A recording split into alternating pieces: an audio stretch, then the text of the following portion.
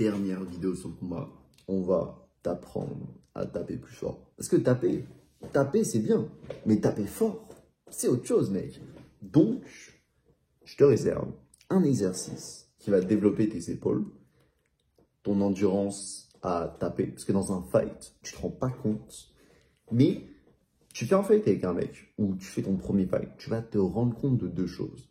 T'as un cardio de merde, et aussi, tes épaules, elles vont brûler. C'est que la première fois que j'ai commencé à boxer avec mes potes, j'avais les épaules, je pouvais même plus, tu vois, on se battait, mais j'avais plus la force juste de taper, tu vois.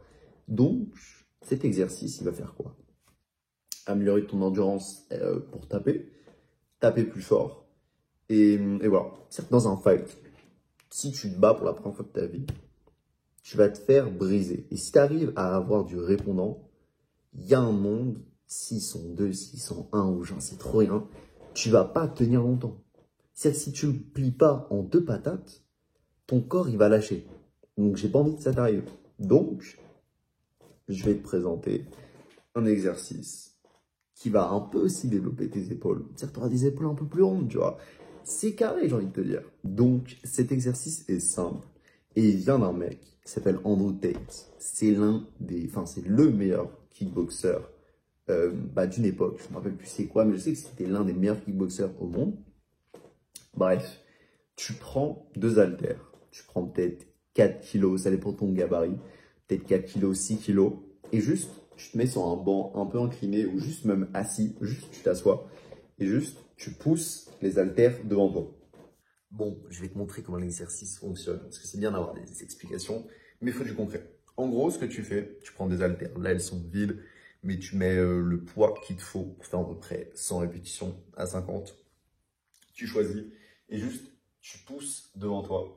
Tu peux faire ça assis, tu peux faire ça où tu veux. C'est un exercice de boxeur, donc dis-toi, c'est pratiquement comme un développé militaire, sauf que tu pousses un peu plus vers l'avant. Et il faut pas que tes coudes, genre parallèles, il faut que tu les inclines un peu vers là. Et après, juste tu pousses dans une position qui t'est confortable.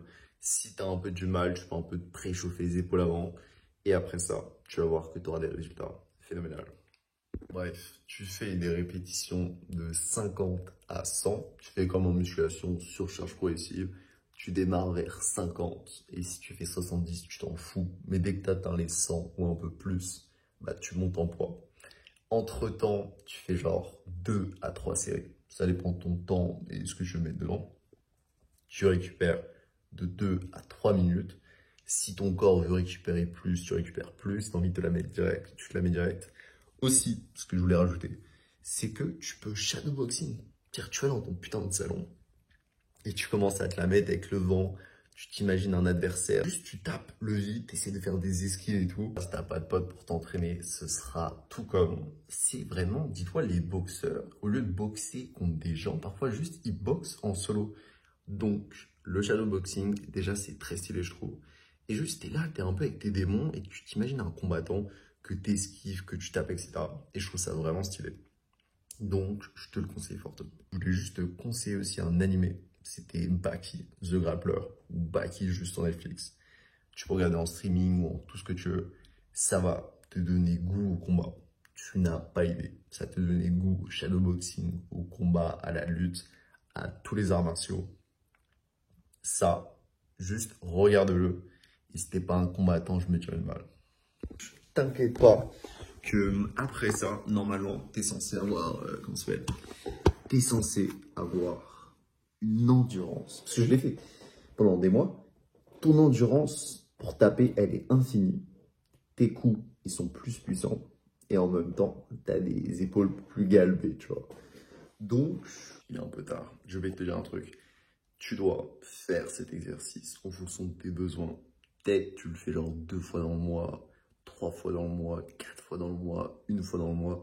Ça dépend. Si tu veux maintenir, tu le fais 1 fois dans le mois. Si tu veux devenir un peu meilleur, tu le fais 2 fois dans le mois. Et bon, juste, plus tu le fais, plus tu seras performant. C'est juste de l'entraînement, etc. Donc voilà, ça dépend de tes objectifs. Moi, personnellement, je le fais 1 à 2 fois par mois. Comme ça, je m'améliore et je me stabilise. Donc c'est carré. Si tu veux vraiment mettre des grosses patates, je te conseille de le faire 1 fois par semaine, même 2 fois, ça peut se tenter. Donc voilà. Mec, tu auras des souvenirs de zinzin. Je te dis juste un truc. Imagine-toi dans le futur, tu penses que tu étais là, tu te la mettais avec tes potes dehors, tu faisais du shadowboxing, tu t'entraînais à boxer à la Mike Tyson et tout. Juste, mec, tu as une porte à des souvenirs, à une force que tu vas acquérir juste en kiffant ta vie, tu vois. Et ça va te changer. Juste, ça va te changer d'habitude. Dans ta vie, peut-être tu te fais chier, tu as envie de te la donner, tu as envie de mettre de l'énergie quelque part. Tu les mets dans le combat.